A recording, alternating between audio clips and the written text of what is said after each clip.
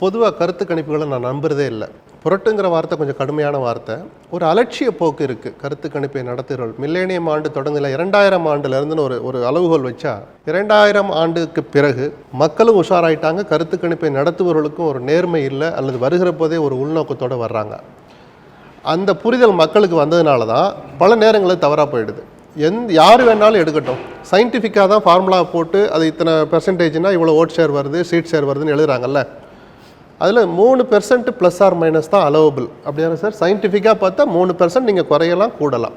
இன்றைக்கி எவ்வளவோ கூடுது குறையுது அதை பற்றி ஒரு துளி கூட கவலைப்படுறதில்ல. சரி, ரிசல்ட் எப்படி வேணாலும் வரட்டும், அவங்களும் ஒன்றும் கடவுள் கிடையாது. என்கிட்ட ராமசாமியை போய் பார்த்தேன், ராமசாமி நான் ரெட்டலைக்கு தான் போடுவேன்னு சொன்னால், குப்புசாமி சூரியனுக்கு தான் போடுவேன்னு சொன்னால், அதை நம்பி நான் உட்காந்து ஃபார்முலா ரெடி பண்ணி சொல்லிட்டேன். ஆனால் அவன் மாற்றி போட்டானோ அப்படின்னு ஒரு சந்தேகம் வந்து தேர்தல் ரிசல்ட் வந்த பிறகு ஒரு மாதம் கழிச்சாவது ஒரு பத்திரிகையாளர் சந்திப்பு நடத்தியோ ஒரு அறிக்கை வெளியிட்டோ நாங்கள் வெளியிட்ட கருத்து கணிப்பு தவறாக போனதுனால வாசகர்கள்ட்ட, நேயர்கள்ட்ட, பொதுமக்கள்கிட்ட வருத்தம் தெரிவிச்சுக்க, மன்னிப்பு கூட பெரிய வார்த்தை, வருத்தம் தெரிவிச்சுக்கிறவங்களோட எந்த நிறுவனமும் இது வரைக்கும் சொன்னது கிடையாது. அதை பற்றின ஒரு பிரங்கையே கிடையாது. யாரோ எடுத்தாங்க, நம்ம எங்கேயோ ஆப்பிரிக்காவில் வெளியிட்டோம், ரிசல்ட் எங்கேயோ சவுத் ஆப்பிரிக்காவில் வந்துருச்சு, அமெரிக்காவில் வந்துச்சுக்கிற மாதிரி சத்தமில்லாமல் போய்கிட்டே இருக்கிறாங்க. அப்போ மக்களை நீங்கள் மதிக்கிற லட்சணம் இதுதானா?